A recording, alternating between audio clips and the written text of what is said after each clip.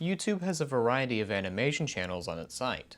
Everything from parody to storytime, and sometimes purely original works.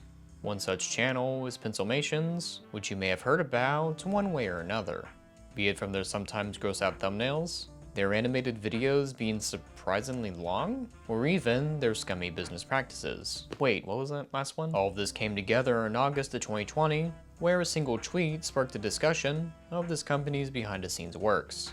However, like any other content creator who's been outed by Twitter, there's always a lot more than it first seems. Does Pencilmation underpay their employees with $1 a second for animation? Or perhaps it's a small misunderstanding that just needs to be clarified. Hello?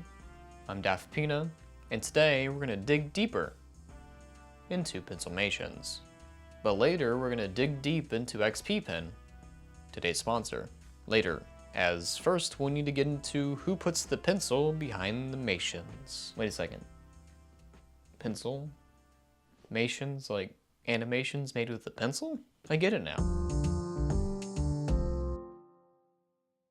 November 15th, 1987, somewhere in the mysterious land called Virginia, Ross Bollinger was born. In his creation, Pencilmate, one of the main characters of Pencilmation, was also born, more specifically when he was 16 in high school. Not Pencilmate, I mean Ross. Inspired by the 1953 Chuck Jones short, Duck Amuck, he decided to make something along the same lines with the pencil, formerly being one of the main antagonists to Pencilmate. And on the earlier days of the internet, the Pencilmation shorts originally were posted on Newgrounds and StickPage respectively. Between the times in high school and running his series as a full-time business, Ross graduated from the School of Visual Arts in New York, and for about 10 years did freelance work. These often focused on educational, corporate, and even some commercial work, one including a product called Shark Wrap, which seems to be a lot like Flex Tape before Flex Tape became popular, but how many people know about Shark Tape till now? While he was working freelance, he grew his channel very slowly with his animations, and started to make enough money to pursue his original series as a full-time business. And so nearly 8 years ago, created an LLC to separate business and personal expenses, and even sought to hire other people to help animate his series. And in 2016, moved all the production of new episodes solely to YouTube. The problem that soon crept up upon Pencilmations was the fact that YouTube actually switched from views to watch time for better monetization, meaning that you can put more ads before, after, and during a video. Or even when YouTubers say don't forget to like and subscribe, something you can do right now. The method of views to watch time might be good for, say, streamers who cut up clips from their live streams and put on their channel, or even, say, gameplay creators who play a game for like a few days and just post the clips on YouTube, but they're edited down. However, for animation, not much could have been done at the time. Unless you found a way to milk content or make animation as cheaply as possible, a lot of the people at the time slowly just stopped making YouTube videos. And so Ross didn't want to take the easy route, either by cheapening his animation or creative visions, so he had to think of a different way to make it on the platform. Taking inspiration from traditional television, he noticed that Nickelodeon and Cartoon Network would often air multiple episodes of popular shows amongst new ones in order to maximize value of the already made content. And so Ross adapted the same method for YouTube. By putting in new animated shorts at the beginning, and filling the rest of the nearly 30-minute runtime with older episodes, this pads out the runtime for YouTube to help push him the algorithm. And although I talked about this method in my Teen Z video, I actually think that Pencilmation does it better, for a few reasons. While Teen Z focused on mostly canon stories with no separation between the segments, as one character could be dating one person, then it skips to them dating someone else within the same video, Pencilmation is more akin to Looney Tunes shorts. I mean, they first were directly inspired by them. So, a nice title card, a basic premise, and a self-contained world with consistent personalities for the main characters, often starring Pencilmate and Pencilmiss as the main duo. A modern-day non-YouTube example would be the new Mickey Mouse shorts, where the gang is placed in locations and they just play around with the setting. Needless to say, after all of his success, business was doing pretty snazzy, as he reached over 15 million subscribers and even appeared in 2019's YouTube Rewind. But with every content creator, large and or small, drama rears its face. Although to many, this seemed like a content farm or perhaps a regular old business, it wasn't until one person made a call-out post towards the company on Twitter. Do you think this person had good intentions, or do you think that they're just doing this out of spite because they got fired from the company? Let's see how this turned out after you check out my merch. I have some nice shirts, and oh no, these 2 t-shirts will be gone very soon, but don't worry, if you can't get these, there'll be some new ones later. They are very limited edition, so be sure to get them before they're gone. Alright, let's get back to the video.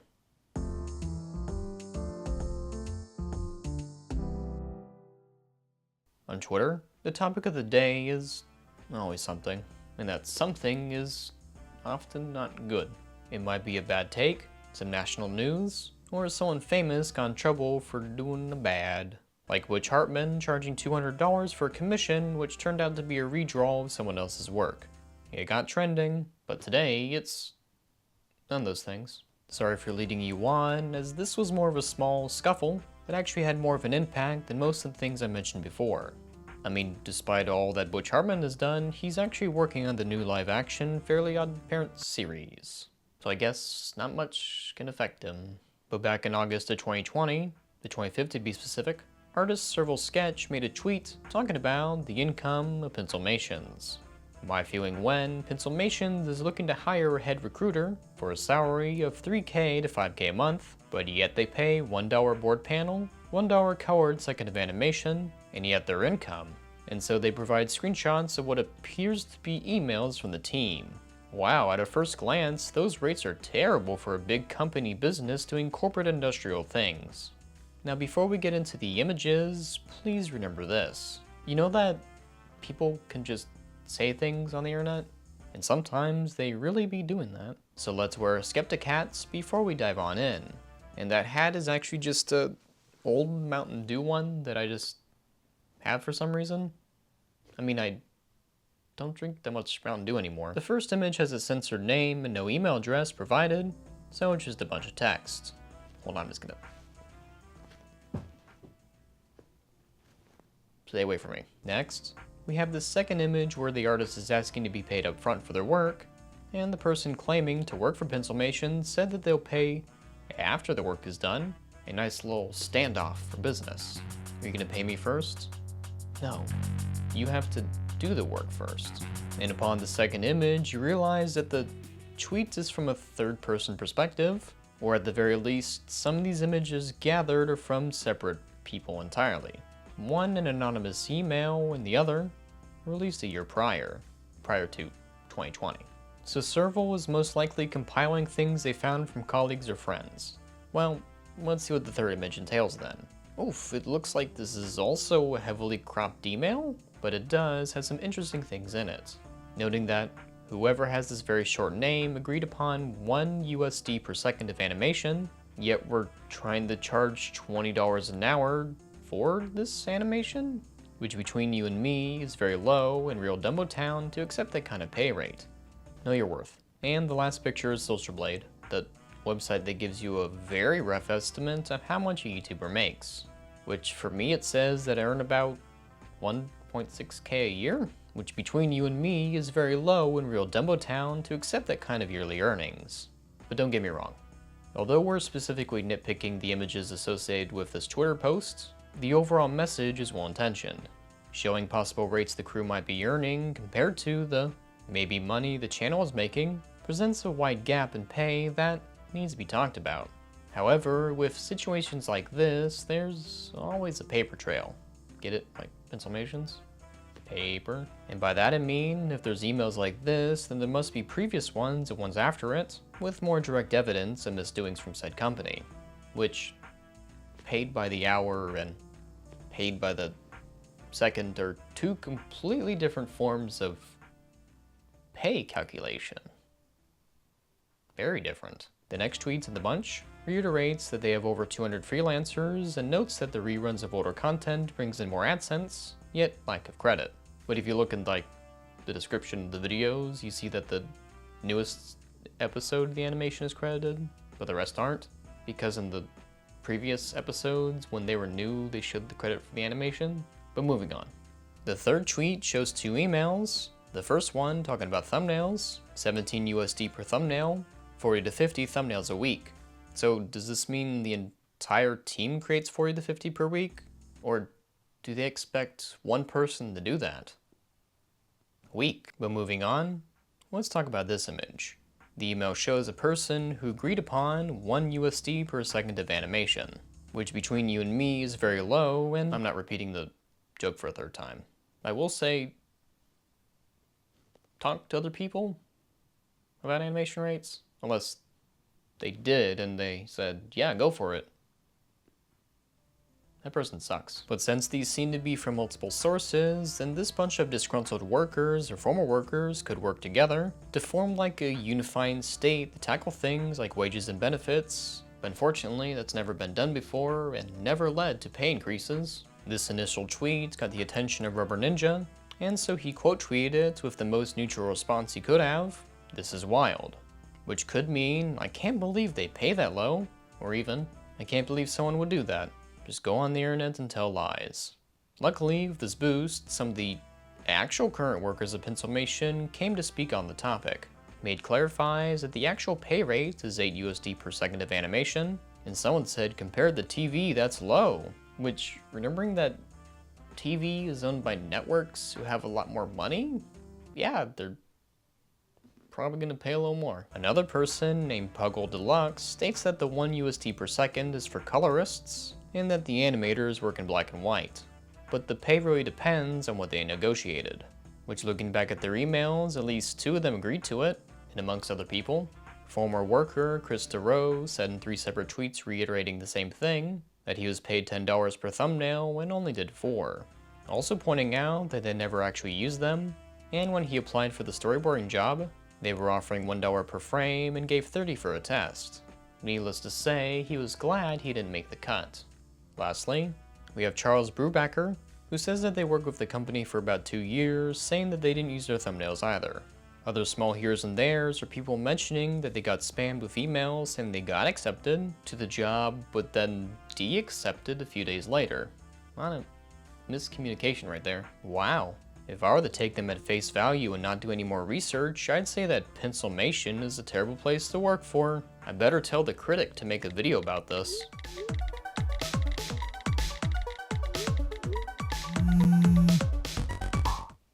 It's me. I'm the critic. And this is my cat. But please don't wake him up as I transition to the next section. Oh no, you woke him up. I guess now you gotta like and subscribe to the channel. I don't make the rules. After the findings I had using my Skepticat, which I'm just gonna keep on the floor, I decided to do some more digging to see what I can confirm. Getting in contact with a user named Katrin, as they posted around the same time about Pencilmations, they led me to a person named Rachel. They applied for a storyboarding position, and were given a boarding test at 30 images for 1 USD per drawing. Wait, really? Is that where the number came from? A test for the job but not the actual job? Maybe? I mean, since these images are vague in nature and don't go into much detail, it's hard to confirm at this point. However, it's a start. After that, I got in contact with Maid, whom is a full-time employee at the company, and the person I previously mentioned over here. And one of the first things I asked was pay rates for the company. They work as an animator in Canada, and they get paid about 2,800 CAD a month and 33,600 a year. The rates in 2020 for freelance animation for the company was actually $8 a second. And Maid said that they don't know where the $1 a second per animation actually came from. Asking how payments is done, considering he's in Canada and Pencilmation is located in the United States, he just gets a standard W8. Nothing special. Next, I tried to get in contact with Serval, which proved unsuccessful as they didn't respond. Who else can I contact? How about the owner of the company itself, Ross Bollinger? And although he doesn't do too many interviews, I did have high hopes that I'd reach him. Well, unfortunately, as I sent an email and waited a bit, he responded back very positively and was open to answer any question I had about his business. Wait, why did I say unfortunately? This is very fortunate. And so one of the first things I asked him about was how he responded to the Twitter post. You know, I still feel really bad about what happened on Twitter, and I never set out to deliberately try and underpay anyone. The funny thing is that all the social media backlash started with a tweet that said that we were offering $1 per second of full animation, which was never true. But the fact that so many people jumped on the bandwagon and were lashing out against Pencilmation made me realize that we did indeed have some very real problems with the way we were going about recruiting artists. As confirming of Made, the freelance rate of animation increased from 8 USD to 12 USD per second of animation. And so not only did I ask about pay rates for the business, I want to know if there are any other benefits if you were to say, working full time. And with the payroll company we work with, we offer things like paid time off, sick leave, maternity, paternity leave, equipment reimbursements, a lot of things like that. Basically, if a staff member has a particular need, we're really flexible, and we just want everybody comfortable and able to do their best work.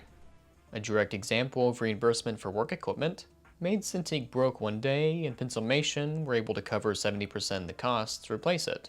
That's good. Circling back to Serval's initial tweet, someone from Pencilmation spoke with her about the misconceptions of pay, and because of that, she decided to take down her own tweet. Sometime later, Ross contacted her to learn a bit more from her perspective, leaving up the other ones and posting a new one, showing the DMs of them and someone at the company. However, deleting the initial tweet might have been a bad thing. Besides noting that the effects of it already passed, people often go back to old tweets to reuse them. See for example my 2020 tweet about Butch Hartman, and so if Serval wanted more eyes on the new update, it would have been better to at least reply with the original one, as it makes it a lot easier for people to see if anything actually changed. Because if you look at Ross's tweet, it just says, wow, this is wild. And like, the tweet's deleted, and even people at the time saying it's deleted. But besides pay, spamming of emails as well as seemingly hiring the not hiring people were things also mentioned in the tweets, and so I asked Ross about it, and he had this to say. And basically it came down to two big things. The first one was that our recruiters were reaching out to artists to see if they were interested in working for us before my creative supervisors had reviewed their work personally. So this meant that we were having a lot of interactions with people like, hey, we really like your work, and then a creative supervisor would review it, and then the recruiter would go back and say, oh, no, actually, we don't want to work with you. And basically, we were sending out a giant amount of rejections to people who hadn't even done any work for us yet. And with communications being an issue, proper pay towards the quality of animation was also pointed out. Then the second thing was that a lot of times we were reaching out to mid-level or senior level artists and offering them an entry-level rate. We were basically we weren't paying enough attention to who we were reaching out to before we were offering them the work. And as you can imagine, it rubbed a lot of people the wrong way. Huh. I can't believe just one tweet made huge changes within a company. What can we learn from the situation? Today we learned that a tweet can make a difference, and even sometimes lead to company-wide change, such as how I'm in a different set. Paper set. Secondly, not only is payment important for an artist, but also communication.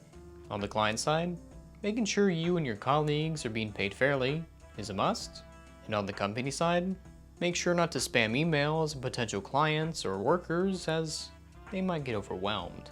In speaking with people like Rachel, I asked if they had any advice for Pencilmation or any company in general when hiring a potential person. When she did the boards that you can see on screen, although to me they turned out pretty well, something was off about them, but never really clarified. In looking at the emails, not much was given from the company side. Anything could have been wrong with the boarding test. Maybe they didn't like expressions of Pencilmate and friends, or maybe just the framing in general. I guess we'll never know for that particular case. Perhaps if she knew what she needed to change, there could have been a good work relationship, but I guess not. The main advice she wanted me to say was when giving these boarding tests to talk with the potential workers. On the other side of the pen, this one, Twitter user ToneStar told me about their work as a color palette designer for Pencilmation. You know, the People who make the color palettes for each individual episode? Okay, on the same page. On some occasions, they weren't really notified on why some colors worked and others didn't. Could it be the value, the hue, or even, God forbid, the saturation? Thirdly, in this trio of here's and or there's, can't forget about the there's. Speaking of Katrin, they mentioned a lot of former Pencilmation artists now work for VivziePop, but she noted that they're able to resolve any small issues of payment, but behind the scenes, so that's good to hear. Speaking with Ross about any potential issues of former employees, he wanted to give a direct statement to those people. To anyone who felt that they were unfairly compensated, I'm sorry about that, and I encourage you to reach out to us, reach out to whoever your point of contact was at Pencilmation, and tell them what happened, and I will personally make sure that we make it right. So if anyone has had an issue with the company, be sure to reach out.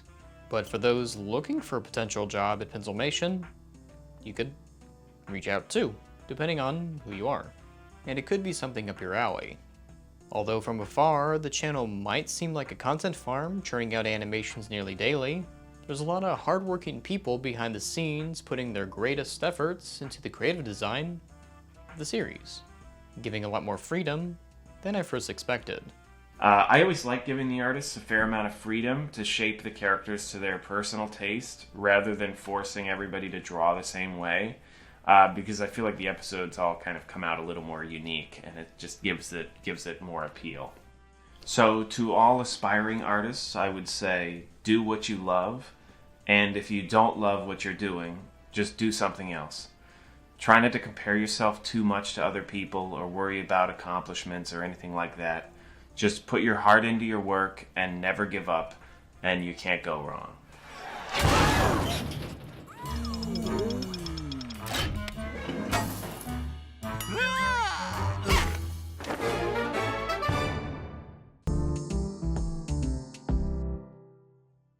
This video turned out a lot more positive than I thought it would, huh? But yet it ended on a high note with better paid employees and potentially more work for artists on the YouTube platform. Well, with another mystery solved, I guess some other time we'll have to look into VivziePop. Not Helva Boss, I'm waiting till that fully releases, then I'll make a video on it. I mean, when Has Been Hotel was first released, there was rumblings about her mistreating artists, but that will be for another time. And if you like this video, you'll probably also like my Teen Z video, although that one's a lot more spookier with a lot of twists and turns, so be sure to check that one out, as well as today's sponsor, XP Pen. The product I'm focusing on today is the Artist 22 2nd generation, and if you've been a longtime fan of this channel, you'll know that although buttons are very nice on tablets, they aren't for me, as a trusty keyboard is always by my side. So with this 21.5-inch tablet with no buttons, there's a better overall screen-to-body ratio.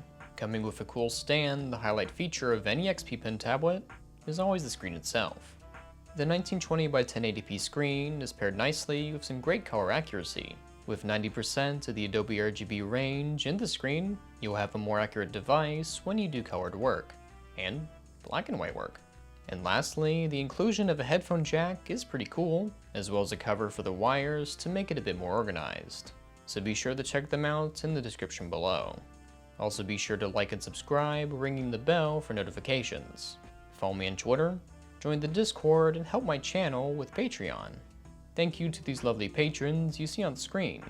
Until then, thank you for watching, and please, don't forget to have a